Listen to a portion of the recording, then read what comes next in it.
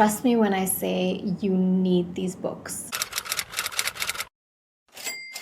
Hello and welcome back to the Looking Glass World. My name is Aradhana Mathews and today I'm going to show you an author that I found completely by chance who has just captivated me so thoroughly that I am making an entire video to try and convince everyone else that you need him in your libraries. So I came across this author called Shaun Tan in an article. I honestly can't remember. I think it was the New Yorker, but the article was about a list of children's books that even adults could enjoy. So who is Shaun Tan? I got my notes here, hang on. He is an Australian artist, writer, and filmmaker. He won an Academy Award for The Lost Thing, which was a 2011 animated film adaptation of a 2000 picture book that he wrote and illustrated, which I have. And he illustrates all of his books by hand using a very surreal art style. The beauty here, and it's honestly the first thing that caught my eye, was how simplistic the writing style is in Shaun Tan's stories and how it's paired with such a complex and intricate and beautiful art style. And I feel like as adults, we don't give art enough credit. So I want to show you the tiny collection that I have right now. And they're kind of heavy because of course I got something so beautiful. I felt like I had to get hardcovers, so there's no paperback versions, although they are available.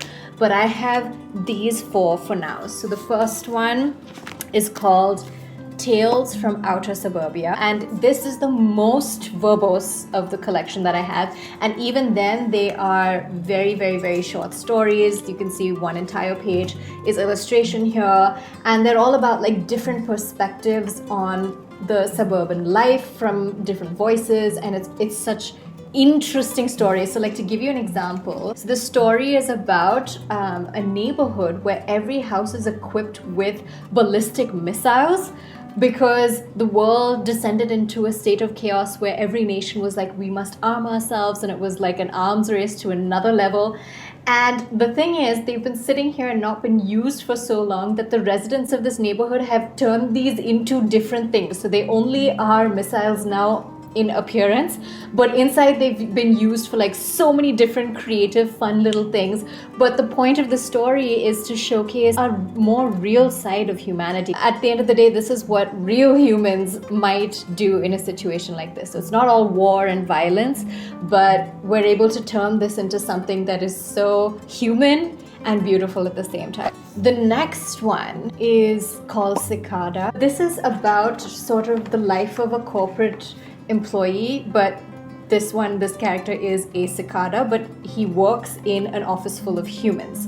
So it's sort of a narrative about discrimination, bias, I would say racism, but put through a surreal lens, and how the cicada actually works harder than everyone else but is always treated differently. And you see how there's 4 lines on this page, but let me tell you, it has so much of an impact when you read it. The third one is Lost and Found. So this is also a collection of stories, and look at this, I opened it to this page. It's simple, but look at the details. A bunch of bottle caps, and each one has its own story and personality and something completely different going on. Each of the stories here has a different art style. You see, this is a completely different art style, but look at the surrealism. It's so beautiful. This is a story about, see, this is your main character over here. It's about depression and navigating that storm and what ultimately keeps you going in the end. Oh, hard to maneuver. This is the story of The Lost Thing. It's another, I'm noticing a pattern here where Shaun Tan creates these creatures, sometimes using a cicada, sometimes using something he's completely invented himself to highlight certain flaws in our human society and the way we tend to behave towards other humans sometimes. And this is basically The Lost Thing has nowhere to go, but in a beach full of people, nobody pays attention to it. See, all the people are here, and you have that one lost thing sitting by itself, and only this guy notices. And that's sort of how the story starts, because he tries to find out where that lost thing belongs, and they end up bonding, and it's a beautiful, beautiful story overall. So I've saved the best for last, and if you follow me on bookstagram, you would have seen me talk about this a lot. But this is the book that I found on the article, which is The Arrival. So here's why this one is the most special in my opinion. It's because it has no words.